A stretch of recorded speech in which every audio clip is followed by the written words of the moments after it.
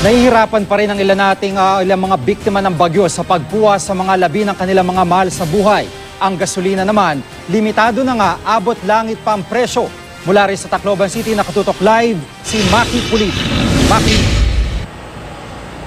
Alam mo, Jiggy, nagmamakaawa na yung mga namatayan dito sa Tacloban dahil 8 araw na raw ang lumipas pero wala pa rin tumutulong sa kanila na ma-recover yung labi ng mga kaanak nila na hanggang sa ngayon ay nandun, naiipit pa rin sa debris. Habang nagko-cover kami sa tapat ng Astrodome, isa sa mga evacuation center ng Tacloban, nilapitan kami ni Lisa Gahol na nakatira sa tapat ng Astrodome.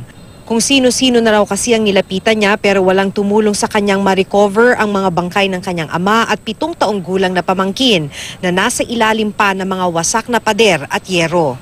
Yung sabi lang nila na yung in charge daw lang, yung parang order lang sa kanila, yung mga nasa harapan lang, ilagay na lang daw namin doon. Binibigyan lang kami nila ng body bag. Namatay din ang ina ni Lisa at isa pang pamangkin. Di pa rin natatagpuan ng kanyang kapatid, bayaw at nag-iisang 7 taong gulang na anak. Hindi talaga namin siya mahanap. Pag may nagsasabi dito na mayroong bata doon, pumupunta lahat yung asawa ko agad pumupunta. Bukod sa problema sa retrieval operations, pasakit din sa mga biktima ang presyo ng gasolina na tila ginto na. May mga nagbebenta ng tingi sa gilid ng kalsada pero ang 1 litro ng premium gasoline dito pwedeng umabot hanggang 300 pesos habang ang unleaded gasoline 150 pesos kada litro. Magkano po yung isang bote ng gasolina? 250. 250 pesos. Bakit ang mahal naman po? Binili ko lang yan, ma'am. Hindi naman pwedeng magbenta ng overpriced, sabi daw ng DTI. Kaya siyempre, ma'am, pag ganan siya liwat ako, kaya di ako takagaramitan, waray kami balay. Hindi ba kayo naawa sa sobrang tubo na nilagay ninyo? Hindi ba kayo naawa naman dun sa nangangailangan din? And may kalamidad ngayon dito sa syudad nyo.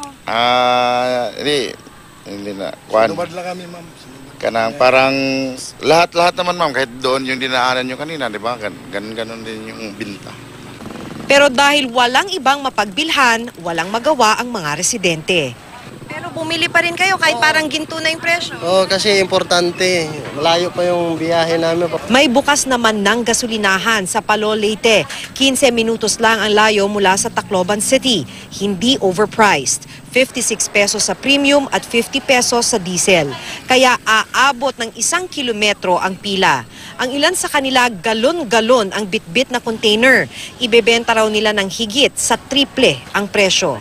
Pagkabili nyo dito, ibebenta nyo naman doon sa may inyo. Oo. Wala bang gasolinang nabibili doon ngayon? Wala. Wala? Oh, kunti lang. Konti lang. Magkano ibebenta ron? Pagdating doon, magkano? 150. That is the reason why itong mga container na to, nililimit namin sila to basically 500 pesos.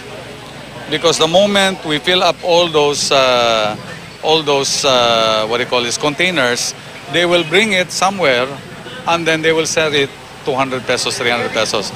Ang mga walang pambayad, nag-loot na lang ng gasolinahan. Organisado ang looting, maayos ang pila. 3 araw na raw nilang sinisip-sip ang storage bunker ng gasolinahan. Pero alam nyo namang looting tong ginagawa nyo. Yung ginagawa namin dito, looting to, pero alam nyo naman, mahirap ang buhay, kaya dapat gawin. Kung bibili ka sa labas, ang mahal-mahal. Isang jug, 5,000.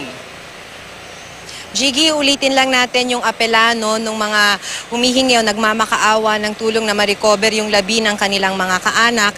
Kung pwede raw ay may magpunta na recovery team dito sa Purok 1, Barangay 62, Real, Sangkahan, dito pa rin sa Tacloban City. Jiggy? Maraming salamat, Maki Pulido.